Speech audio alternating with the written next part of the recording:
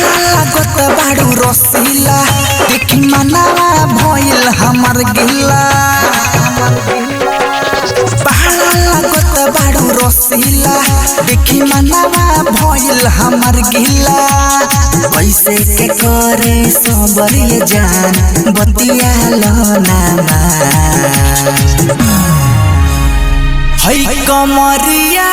धाके हई कमरिया धाके गलिया पचुमा तो नीले बिदए जान हई कमरिया धाके गलिया पचुमा तो नीले बिदए जान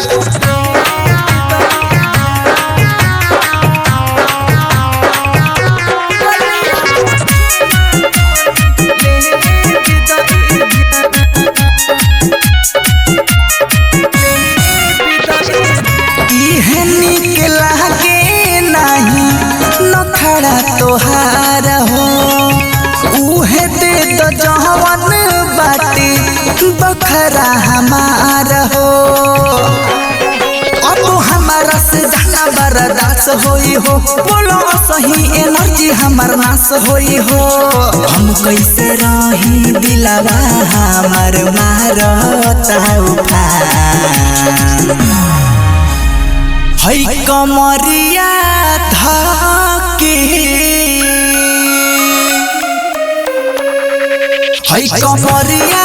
धाके गलिया पचुमा तो नीले बिदए जान हई कमरिया धाके गलिया पचुमा तो नीले बिदए जान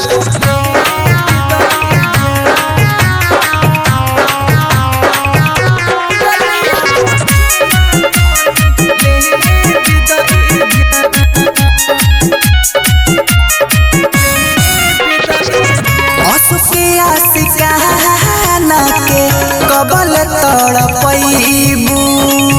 चहल जइहे बहरा सुते बहड़ी पछतैबू